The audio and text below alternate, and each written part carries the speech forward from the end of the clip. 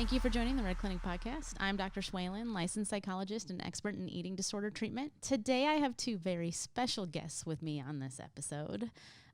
Two dads. One of them is my husband, Gene. You've been on this show before. Yeah, once or twice. Yeah. Ow. I didn't get to say anything, but I was here. Well, I'm glad that you're back today. Thank you for joining. And Harrison Smith.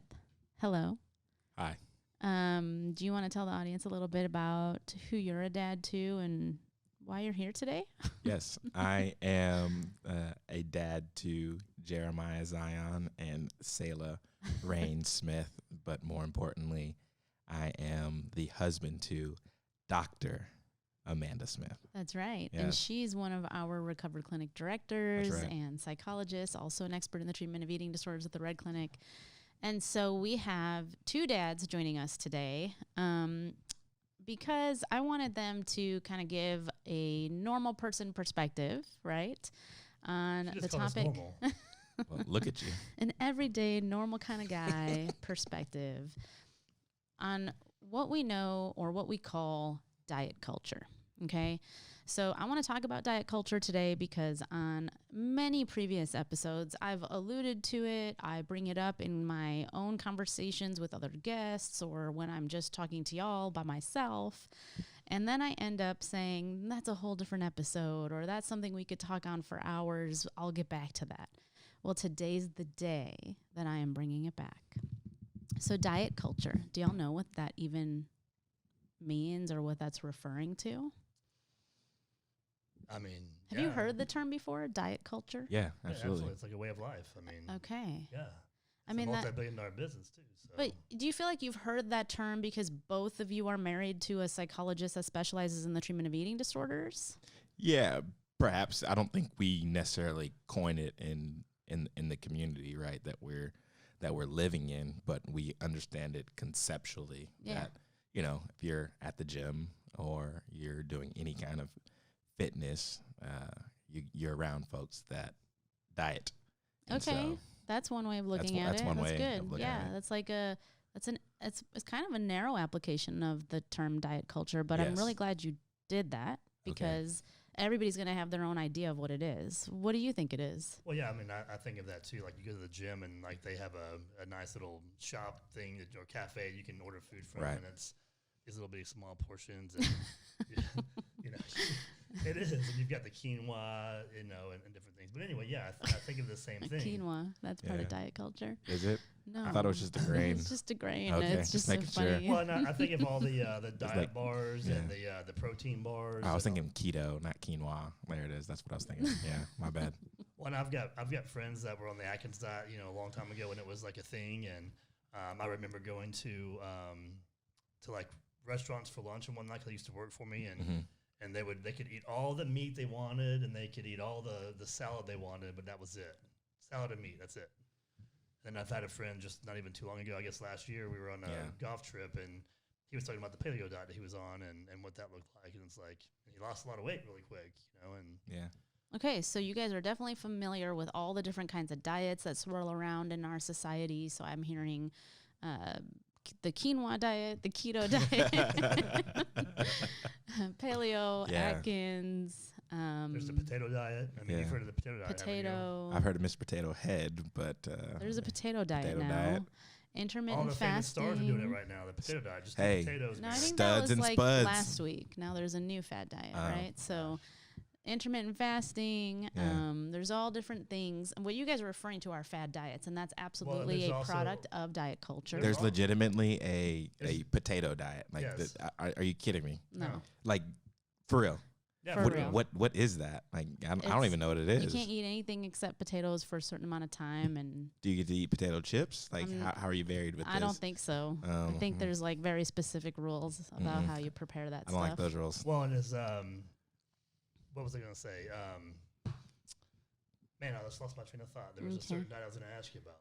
Okay, well, we're not here to like get advice on diets because that's not what I do. So let's just talk about why you guys even know, right, about all these diets. What is diet culture? So all that knowledge, all the things you guys just threw out, the fact that it just like rolls off, it's right there at the top of your head. You know how to even like hang in a conversation like this. is because we have a culture, right? It's a complete diet culture. So the overall framework or the concept is think about dieting as an industry, all right? And in any industry, what is the bottom line? Dollars and cents. The bottom line, right? That's right. The bottom line is the bottom line. And so wanting to earn money, make money, keep profiting is the bottom line. The only objective when we're thinking about all the fad diets that are out there. And so, you know, a lot of people will come to my clinic or eating disorder clients will talk about different diets that they've tried. Yeah. And they name many of the diets that you guys have named today and all the reasons why they have failed at those diets. And I want you to know diet culture and diet industry sets it up like that on purpose, right? Diets are meant to fail, all of us. They are not meant to have the actual effect that you want, right? Well, that's what clients will do. They'll internalize that as, I'm a failure, I can't do anything right, I can't even succeed at this diet. But it's not us that succeed or fail at a diet when the inherent design of a diet is for it to fail us. So if we succeed in a diet, then it means the company failed, and then they're That's exactly right. And they are not going to fail because they have to keep making money. So why are we doing these? Let's talk about that. Yeah. We are living in a culture that supports this, okay?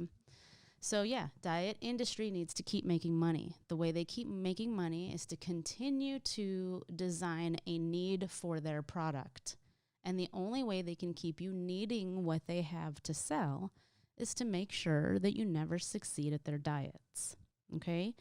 And what we know at the Red Clinic and with eating disorder treatment in general is that a multidisciplinary approach to treatment is so important. Because a dietitian, who I've had on these episodes multiple times now, brings the science behind nutrition, all right? And a lot of people don't understand that nutrition is an actual science. People have kind of lost that in the midst of diet culture. Well, and these companies you mentioned, they spend millions and millions of dollars in the science behind these diets that will give you instant results in a few weeks, so you actually love what you're doing, but yet the science is they're not sustainable to where you've got to go do something else. So they actually have the science to where you will see results, but you can't sustain them. Not on this diet. You have to try this other diet that we also own. And so, I mean, it's not technically science, right? When the nutrition I'm talking about is not what you're talking about, right? The nutrition that I'm talking about is the fact that, you know, something as simple as what is even gluten?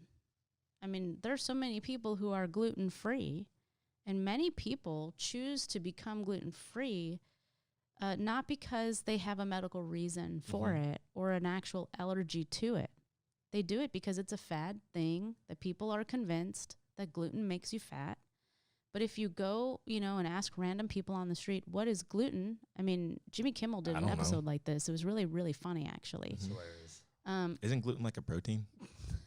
And so, again, that's the kind of responses that he got. I don't know what gluten is. It's gluten, right? But you know, he started off with, are you gluten-free? And every single person said yes. And then they said, well, what is gluten? An enzyme. And nobody could answer the question, right? Why are you gluten-free? I don't know. Right. No, they say, well, because gluten makes you fat. Okay, that's like the number one answer. And so, and that's not really true either. Like so the science behind it, right? What'd you say? Just like carbs make you fat, right? Right. And so that's actually not right, again, but people believe that because of diet culture, okay? So ultimately, let's just define diet culture real quick. It is, I say, the fact that we live in today's society, in Western society. We have all been ultimately brainwashed, right? Because we're taking in information from magazine covers, social media, whatever the star's latest fad diet is that they're doing. And we're being told that, you know, we idolize the thin ideal in our society, the thin ideal, the lean, muscular ideal for guys. And so diet culture is a culture that normalizes restrictive eating, normalizes poor body image, normalizes negative self-talk, and puts everybody on a diet, okay? Now, if you put 10 people out of a room in the United States 9 out of 10 will be dissatisfied with their body. And most of the time, it's weight-related dissatisfaction or body appearance. This makes me want to hide right now. Yeah. I'm one of the 9. It's probably 10 out of 10 at this time. That's an old statistic, okay?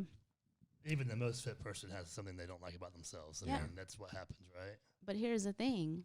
Diet culture has made that normal, okay? The fact that we all walk around and hate ourselves, the fact that we all want to change something about ourselves, that's a diet culture. It's a complete culture that we've all bought into. Well, I mean, when you think about it, I mean, I know that I've looked at Calvin Klein commercials with guys, and I have to wear the underwear. I'm like, and I used to look like that, back in the day. Maybe not that good, but but do you agree? Like we see those commercials with the guys in the underwear, and we're like, dang, I got some work to do. Yeah, I mean that cut right there, man. I had that cut once when once on the band camp. Yeah, one time at band camp when I was a wannabe athlete. But but women have the same thing because everything is marketing. If you think about it, it's all the marketing we see. Like everything that's sold out there, even if it's not a diet, it's all based on some good-looking person driving this car on this Peloton or this underwear commercial, whatever it is. You've got these very attractive people selling everything there is. Even the fad diets, they're always sponsored by some type of movie star or athlete or somebody that looks good. Well, now let me just break that down for you, because diet culture ultimately relies on you buying into all of that and literally buying into it, right? Shelling out your money and keeping you constantly dissatisfied with who you are and how God made you, right, in order for the industry to survive and thrive. And so even those people, those models of beauty and attractiveness and you success, right, all of them are airbrushed, come with a makeup and hair crew and cameras and lights, and there's nothing authentic about the images that we're even being exposed to, okay? And so we ultimately end up feeling very dissatisfied because now we're trying to obtain the unattainable. Yeah, even those models are trying to obtain unattainable. Yeah, that's right. There's all kinds of airbrushing, like overlay of things. It's pretty crazy, but Dove Real Beauty has a campaign. It's a campaign. It's the Real Beauty campaign by Dove. And if you go to YouTube and you type in like Dove Real Beauty, you'll get a bunch of videos that are part of this campaign. One of them is on the airbrushing technique. They show, from start to finish, like the video's all sped up so that you can see it in just a few moments. But it's hours and hours and hours of footage that they had to do to get the point across, where ultimately they show a female and a male. They have one video for each billboard model. And she comes in and she's very plain looking. She even has blemishes all over her face. Yeah. Just your average person, And it's hours and hours of hair and makeup and then the photo shoot.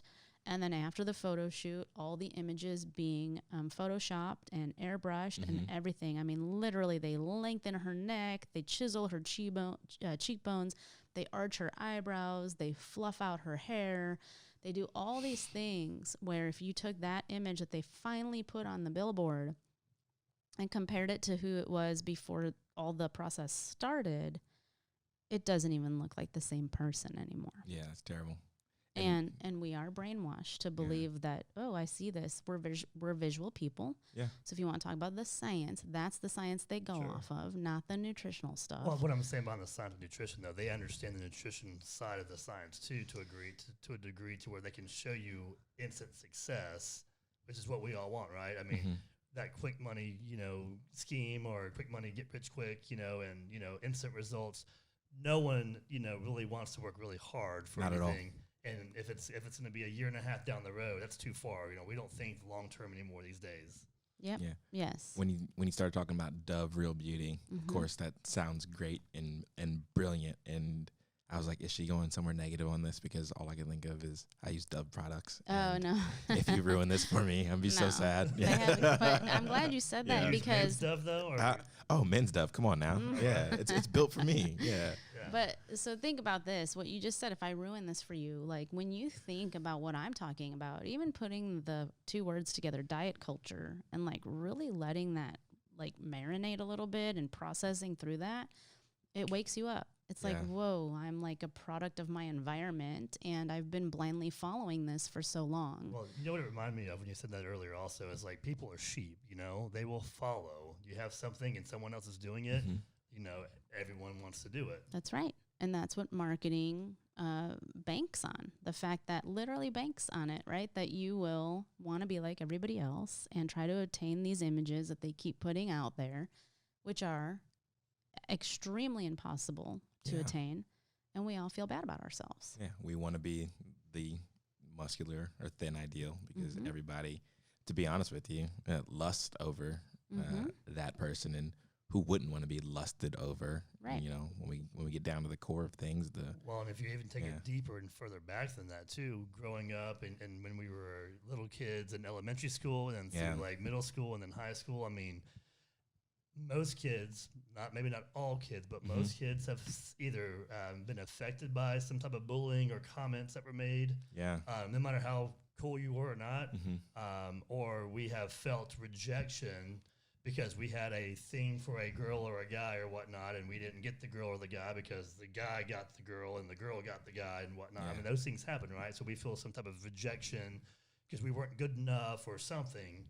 And so that always just carries along. And as we get older, we want to try to find ways to be that person. Or fill that void, right? And I'm glad you said that, but I want to still go back to what you said, like ruin it for you, because ultimately diet culture, when you just even start thinking about things, it does wake you up. This episode is meant to like pull the rug out from underneath you. It is meant to make you think about how just because it's been out there and you've been blindly following it for years, and maybe your eating disorder is feeding off of it even, it's not true. It's not all true that like these are things that we need to do in order to be happy, right? And then what you're saying about finding ways to fill those voids because we've been hurt or traumatized in the past based on our appearance or whatever messages we've gotten from others, that's exactly what diet culture or diet industry is banking on. Yeah. It are those, deep-rooted pain, hurts, disappointments in your life, senses of shame and guilt. And then what ends up happening is even when people do lose the weight, okay, and they are lusted over and they get the positive attention, nobody knows truly that on the inside they still feel pretty bad. Right? It didn't bring them the happiness they thought it would. Yeah. It wasn't the answer to all the disappointment that they were feeling. I mean, it may feel good for a moment, but long term, it's not the answer. Yeah. Right. A good friend of mine, Jim Essien, once said in front of a bunch of men, and goes, "Hey, there's a word that somebody gave you that's still haunting you today, and there's a word that somebody gave you that's still building you up." And I remember when he said that, and I was looking around the room, and I just saw a bunch of men, like shrink down, thinking about the word that somebody gave you. Going back to your point, Gene, is like, I wonder how many of those men in that room, who we probably don't talk about diet culture enough as guys, how many men in that room were affected by that comment that somebody said about their body image, and they're now trying to compensate through a better, quote unquote, body image, but like, think of the damage they're doing to themselves, and still not addressing the problem, right? To address the word that somebody gave you, there's a deeper word that needs to be had. It's not these. It's not the surface. It's not what's on the surface, right? Yeah. And with body image, I always say when I'm working with my clients that it's really not about the way you feel about this. Yeah. It's about, how you feel underneath it all. And how you feel about this is a reflection of what's going on underneath it all. Yeah, that's good. And working through that stuff, and really working towards radical self-acceptance is the goal in therapy for treatment of eating disorders. So radical self-acceptance, I mean, what does that do to you when you hear that? That sounds really good. How do I get it? Sounds great. Like, how much? Right? My wallet will go on a diet to get that, There you go. I like that. What else comes to mind when you think about diet Well, I like culture? what you said before the show started when you were just talking about diet, what it stands for. Yeah, did I eat that? Did I eat that? Yeah. Right? I like that a Say lot. it in an Urkel voice, and Love it's it. it's way more fun. Did I eat that? It's You know, so that's terrible funny. Urkel voice, but you get what I'm saying? Yeah. I haven't seen that show in so long. It's so good. Family Matters. Family Matters is great, man. Hey, R.I.P. You know. Well, one thing I think about, because I was athletic growing up, but I was always skin and bones or chicken legs or scrawny. I wrestled 103 as a freshman in high school, but I was ripped and I was stacked, but I was skinny. Yeah. I was that's just my body, frame and whatnot. But, I know that, I try to eat certain foods at certain times, or I have in the past, or if I'm trying to get to a certain point in my, based on, the sport I was, competing in or whatnot, I may have disciplined eating. I like to say not dieting, but disciplined eating. But that would be based on science, based on a dietitian at the gym giving me, a meal plan to really get enough protein and carbs and whatnot and variety. But back then, I would think of that as a diet too. But now that I think about it with this conversation, that wasn't a diet. That was disciplined eating, not diet eating. Does that make sense? Well, it just sounds like it was regular eating, right? Eating during regular intervals throughout the day and feeding your body, right? Food is fuel. And in eating disorders, and even in diet culture, so people who don't have full-blown eating disorders, but they have disordered eating patterns, believe that food is the enemy. And food makes you fat. Food right? tastes too good to be the enemy. Right? Yeah. Well, and then there's even that struggle where food tastes so good and I enjoy this so much that I can't stop even. And I eat until I'm uncomfortable or until I'm throwing up or whatever. So it goes in both ways. And it's not about the food. It's just about feeding yourself and providing fuel to your body.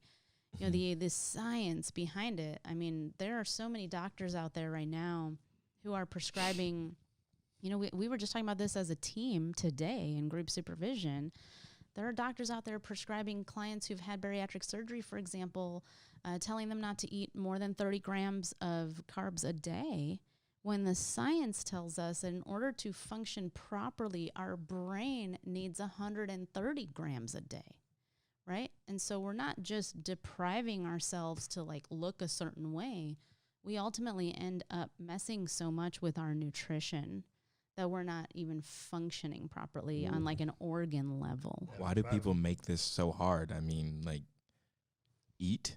Yeah, you know what I think. Why is eating hard? It should be enjoyable to an extent, right? Look where we live. Look around, right? It's a diet culture. It makes it so hard to just even enjoy eating. Did I eat that, right? There's so much guilt. There's so much shame. Oh no, I messed up. I need to punish myself now and deprive. And it's not okay. We were talking about it, a couple episodes ago. Melissa was on the show. She's one of our consultant registered dietitians. And she brought up the point that children, innocent 2, 3, 4-year-olds, if they see a cookie, they're going to go eat that thing. They're going to eat as much as they want. And sometimes they put half of it down and say, I'm done, right? Because there's no this cookie's bad for me. There's sugar in it. There's calories in it. It's going to make me fat. I can't eat that thing. They're not corrupted by the world of this is good or this is bad.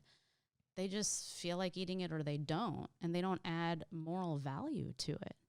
But if an adult saw that cookie or the box of cookies, they would be all over that thing. Either yay or nay, you know? But they would have a hard time if they went for it to actually put half of it down. They would eat that whole thing. And a lot of that comes into even marketing and advertising as we get older and understand things. I mean, what's a commercial? Is it Ruffles? You can't eat just one. Yeah, once you pop, fun don't stop. Yeah, that's Pringles, right? Pringles, yeah. Well, that's some effective marketing that we even have brand name right now. You said chips, and I was like, it's like your car. I mean, if I want my car to be lean and mean, right, I'm not going to stop giving it gas and stop giving it oil because it's not going to work. Yeah. Yeah. Yeah. I mean, when I just think of observational science, when I'm cold, I shiver. My body knows what to do. So shouldn't my body be able to tell me when I'm hungry and how much to eat and where I should stop, just on its own? And it does. There's hormones that are released for hunger and fullness. And from day one, actually, this is part of our culture that we live in. Unfortunately, parents, grandparents start interfering with that process. So eat everything on your plate. Eat everything on your plate, or there's starving children in Africa, or they're not going to eat the food that's in the garbage right here, right, in America, right. Yeah. Or baby turns her head. They would actually die and if they did. Yes, yeah, it'd be worse for them because of refeeding syndrome, right? Right, I learned that. Baby turns her head when you're trying to give her that bite of baby food, and you don't honor that cue that she's giving you. You put the spoon in her mouth anyways, or one more bite, just one more bite. Airplane Here comes the airplane. Choo-choo train. One more bite. And so we're teaching our kids at a younger and younger age to start ignoring, right, those very natural God-given functions of our body and the way our brain works. Yeah. And we're ruining their relationship with mind-body connection.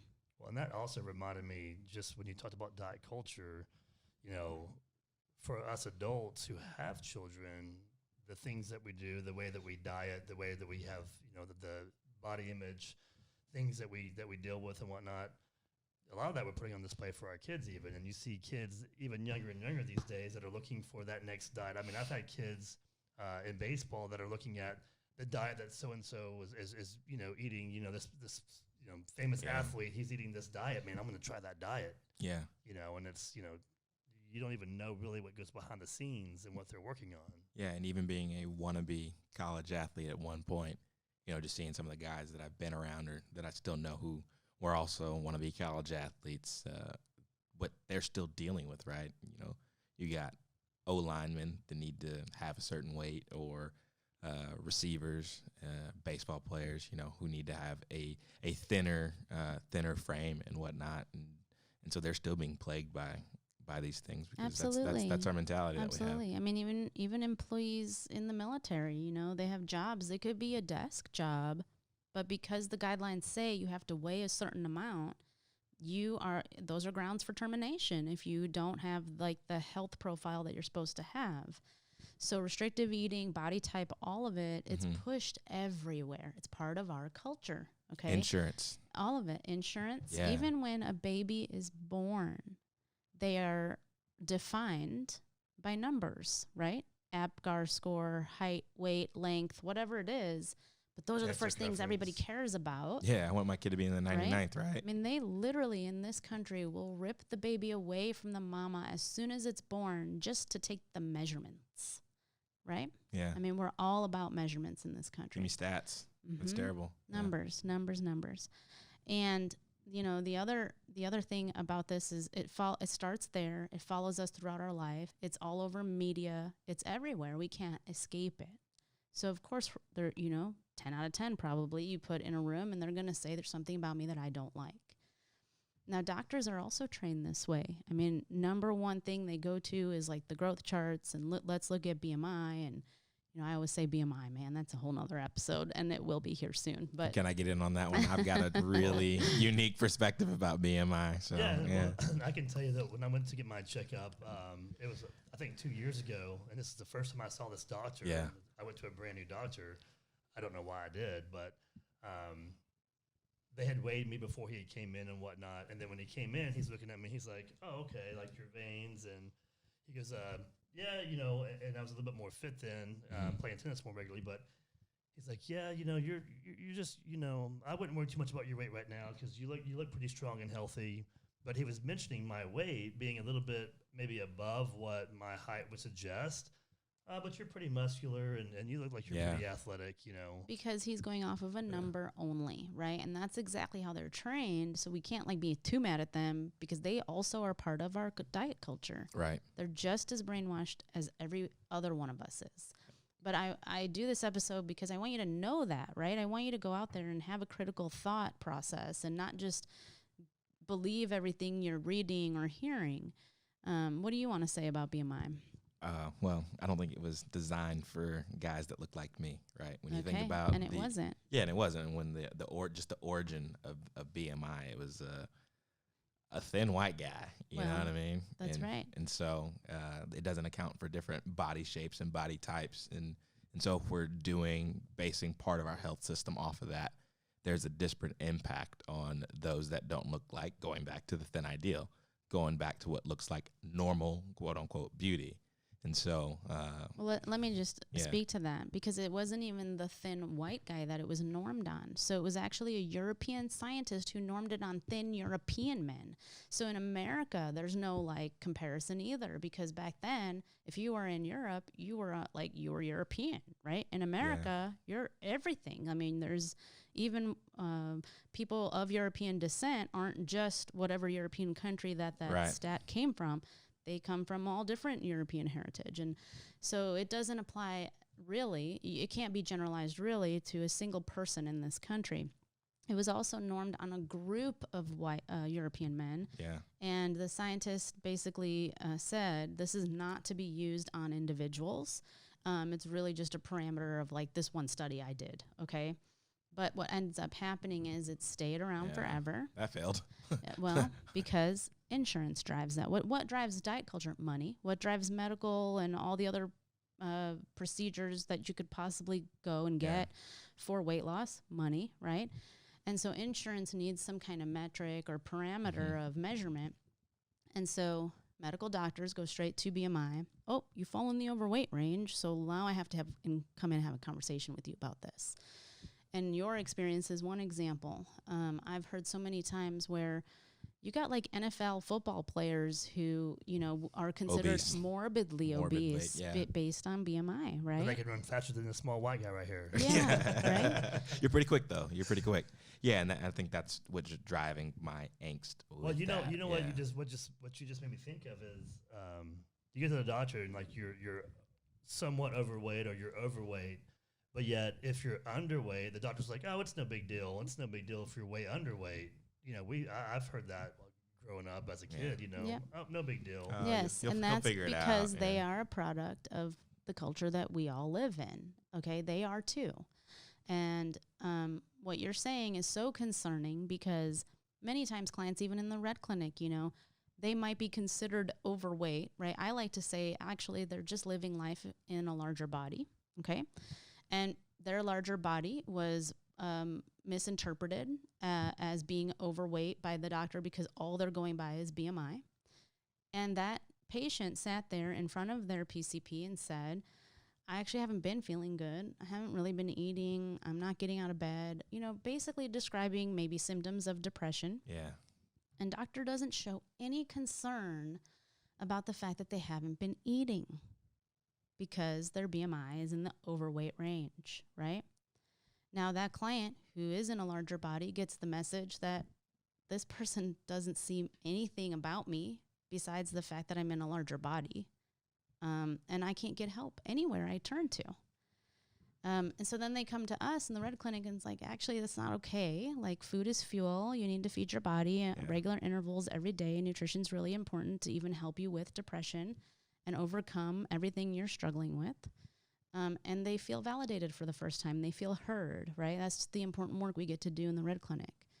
So yeah, I mean, it's really, it's just out there, and we got to get the word out. We have to educate. We have to be willing to talk about it with other dads and, in your social groups. If people are obsessed with the thin ideal, we have to really lead in that area. It's been a joy with my wife, Dr. Smith, just opening my eyes a little bit to it. Like, I'm not an expert. We joked earlier and said we have PhDs by osmosis, but I'm grateful for that with my wife, Dr. Smith, because she allows me to know that there's beauty at any size, right? And health at any size. And health at any size, and so that when I get frustrated about an insurance carrier saying that I'm morbidly obese, and I'm like, but I just got out of the gym bench pressing blank, like what are you talking about? And she goes, no, you're still healthy. You can't base your identity off of this number because it doesn't look at it from a holistic perspective. That was a means of trying to find an objective measure, but there are other measures that we need to give in consideration for when we're talking about health. And so like that turns me off from running to say, hey, I need to do this diet because like we coined earlier, right? Did I eat that? I don't want to have to do that all day. Yeah. I don't have to worry about that. That's so stressful. And then you have a terrible thoughts about yourself, and there's like this morality around food. And I come from a culture that enjoys food. Sometimes culturally we enjoy food too much, and so we got to be careful about that. But did I eat that all the time? Just takes the joy out of like the community of food, right? Food is used to commune with one another, and so I'd hate that. You want to go, right. you meet your wife, when you start dating, you want to wine and dine her, right? Yeah, man. Yeah. Exactly. Food is such a huge part of our culture. It's crazy because so is diet culture. Diet culture is a huge part of our culture, and food is a huge part of our culture. And like they don't mesh. You can't enjoy food and socializing and all of that and enjoy it if you're constantly worried about how am I going to burn this off later, or what did I just do to my diet, or now I failed. All or none thinking, well, I messed up today, so I might as well just mess up the whole week, I mean, it's just this black and white thinking, and it's so stressful for people. One thing I was going to say that I say on the Parents of Advocate podcast a lot, especially when we talk about nutrition, is that, a lot of us have insurance benefits. You talked about insurance earlier, and most of our plans actually cover nutrition services with a registered dietitian who understands the science behind nutrition. Wow. And, one thing I like to say is if I could get free personal trainers or if I could get personal training covered on my insurance, I'd have a personal trainer all day, every day. Yeah. Well, I can have a registered dietitian that understands me and my body, and if I have some goals or whatnot, we can talk through those goals and really find healthy ways to reach certain goals with a person who has this understands the science behind it. And hanging out with dietitians for as long as I have in my field, I've learned that really good dietitians aren't really necessarily going to put you on a diet. Okay, that's not why you go to a dietitian. You go to a dietitian so that they can actually help you eat and fuel your body and give you a roadmap for how to just go back to the basics. Yeah. Because everything has become so convoluted and confusing with society and marketing and all of that a good dietitian is just going to focus on taking you back to the basics, which is, 3 meals, a few snacks a day, eat every couple hours, like get your fluids, get your varied nutrition. I mean, some of those basic things that we have completely lost sight of because now food is the enemy. Well, and that's really the thing with a dietitian. I mean, it's like, do I eat this? Can I eat this? Should I eat this? Should I not eat this? And whatnot. Some of those questions about certain foods, man, some of the times I'm like, I don't know either because I've heard this, I've heard that, and I don't know what to do, and so I'm just going to go eat this. And welcome to diet culture, right? The more confusing it is, the more you're going to go spend money on something that hopefully will give you the answer this time. Isn't it awesome when we just get back to the basics and you just start doing things as we were, made? Yeah, just get back to the basics. Yeah. Exactly. Now, you talked about joy, and I kind of threw in there, health too. Eating disorder treatment and just talking to people who struggle with disordered eating and body image and who basically are just living in our society, right? It's really all about focusing on getting back to joy and really focusing on health in every sense of the word. And so health is not just physical. It's spiritual, it's emotional, it's psychological, and it's finding joy and quality of life, right? Yeah. So even when you talk about going to the gym or do I really have to work out now because I ate that, that's very much diet mentality, okay? We want to turn that around in treatment and talk about it as joyful movement. Are you moving your body, because it was designed to move? So the culture we live in now that's more sedentary and video game and screen focused really goes against the natural design of our bodies. So are you moving your body every day? And are you enjoying it? Like, ask yourself that. I'm about to spend 30 minutes, working out. Am I going to enjoy this, or am I just suffering through it because I want to burn calories? And joyful movement's more about, having fun, spending quality time with people you care about. It might be going for a bike ride with your child. It could be just dancing in the living room or going for a swim versus just getting in the gym all the time. Right? So that's another thing that's part of diet culture is eat this, burn it off. Eat that, burn it off. And that's not why we move our bodies when we're talking about joyful movement. Yeah, well, and there's a lot of people that, when I ask the question, if you can imagine yourself waking up early in the morning and having that run on the beach like you're on vacation and then having a good breakfast. People are like, yeah, that sounds really good. But then they can't get themselves to actually do it. They'd rather sit on the couch. Yeah, that's a struggle. I mean, that's our culture now. Society and honestly, diet industry banks off of that too. Somebody's making money out there. Yeah.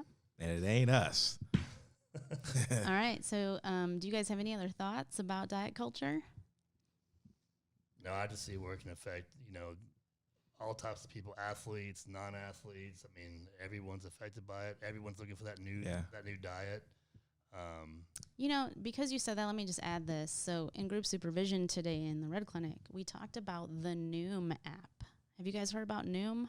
Oh, yeah. We saw commercials on this week. Remember, there's commercials everywhere. It's on like your social media. It'll pop up. Have you heard about it? Nah, I'm not the social media guy. Okay. Well, if you watch TV too, it's there. So essentially, the questions that my therapist brought to me was, well, Dr. Schwalen, what do you think about Noom? I mean, it really seems appealing because they talk about. Oh, I have seen the commercials. Yes. I had to think through it and hear what you said. Nope, I got you. Yeah, keep going. Yeah. Well, it's psychological. Yeah. Right. Exactly. It sounds kind of like what we do here at the Red Clinic, right?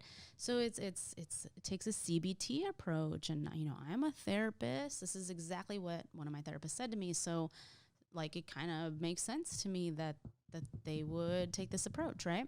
Oh man. So let's think about Noom and how it's being marketed. Okay, always if you're trying to build, critical thinking skills for yourself or for your children, start breaking it down. What does Noom promise? To lose weight. Right, exactly. And so here we go. Change your thinking, change your size. Right, lose weight. And ultimately that's the objective of Noom. And so just like any other fad diet, Noom's objective is to lose weight. So again, if you go and buy into Noom, you're just buying into the next fad diet, okay? Because ultimately, weight loss, people say, well, what if someone really should lose weight, like for physical health reasons or medical health, or what if, I mean, I have clients all the time that are in larger bodies, they struggle with binge eating disorder, and they'll say, I'm not interested in losing weight because of my appearance. I'm interested in losing weight because I can't run with my kids and I can't be intimate with my husband. Like, I'm having a lot of physical limitations due to my larger body, or I can't even I've heard this so many times, I can't take a trip now because I can't afford a double 2 seats on the airplane. That seems like a better motivation behind some things. Right. So there's other reasons, why people would think weight loss is the solution. But ultimately, it's still like this body dissatisfaction. It's still this self-loathing, or it's not radical self-acceptance, right? Mm-hmm. It's the opposite of that, but it's not couched in the thin ideal. It's, I want to be able to play with my kids. It's the same thing ultimately, though. It's this like deeper appreciation of who you are as a person and honoring how you were designed naturally and being healthy in all senses of the word. It's not just about your physical appearance. It's about your spiritual health, your psychological well-being, your quality of life. Let's talk about why you are turning to food for your emotional coping right now. What's going on in your life? Like, there's a much bigger picture here. Mm-hmm. Can I ask a dumb question? You do all the time anyways. Right, Go ahead, honey. Welcome to the life of a husband, right? I mean, dumb question.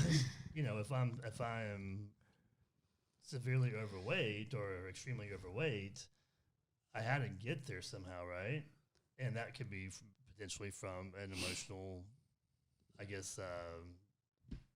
emotional relationship with food. Okay. And so once you change that, then I probably automatically will probably somewhat start to lose some weight. That's exactly right. It's not stupid at all. That was the point I was trying to make. Is so ultimately, if we focus on health in every sense of that word, and we truly make an impact holistically, improve your quality of life in all areas. Weight loss actually may be like a natural side effect of that. Actually, it probably will be, right? Yeah.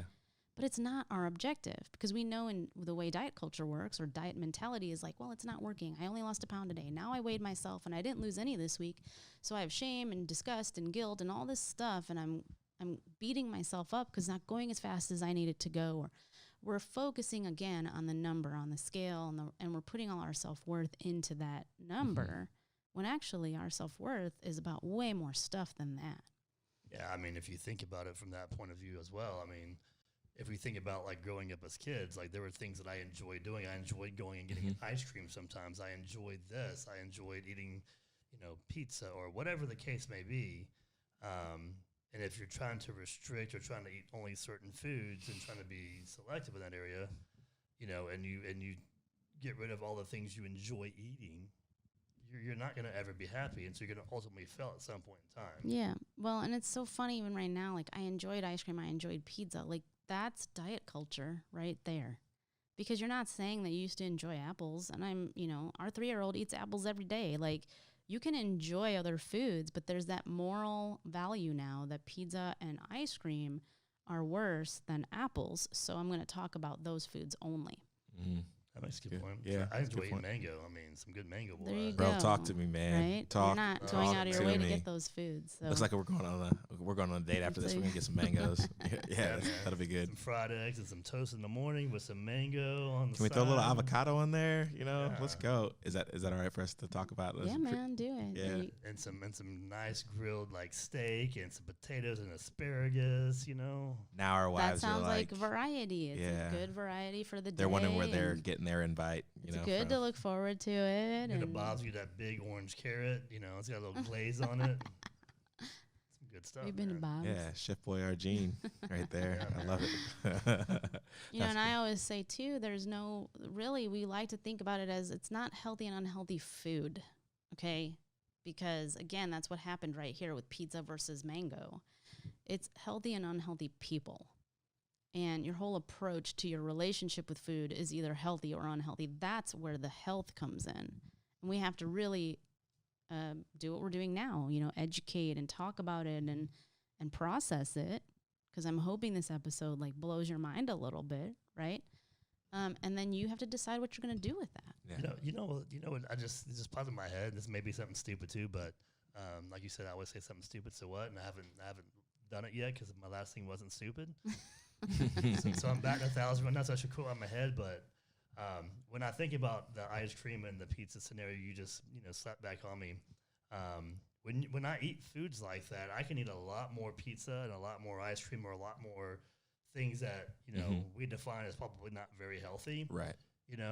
But when I eat like eggs and toast or what people would consider to be healthier foods just from diet culture, I don't binge or eat as much on those foods, but I do on pizza and ice cream and stuff when I eat those. Like I can eat like a whole pizza almost in a sitting if I wanted to, if I was watching a game or something, not think twice about it. But if I had 2 steaks there and some potatoes and whatnot, I would eat just 1 steak and potatoes, and I wouldn't eat more. And you might like the steak and potatoes better than you like the pizza, right? I would, but why can we what is it about the pizza or the ice cream or those types of foods that allow us to eat more than what we normally or what we should or normally would with anything else? It's all the psychology behind it. It's the same thing I was just talking to you about our 3-year-old with the cookie. The fact that he can put the cookie down and not have to eat all of it is because he's not a product of diet culture yet. Well, but you have years and years of being exposed to it, and so you have this automatic connotation that pizza is indulging. It's something I indulge on. It's a treat. It's not something I should eat all the time because it's not healthy. And if you're talking to a dietitian who's treating eating disorders, especially, they're going to be like, well, hold on. It's grains, it's protein, it's dairy. Why can't you give your body that fuel in the form of pizza? It's a source of nutrition. It's restrictive. It's legalistic, and just looking at it, something I was working through today, and just seeing all things that were clean and unclean from a biblical perspective, right? I've been walking through Leviticus. Who walks through Leviticus? Clearly, my friends and I are walking through Leviticus, right?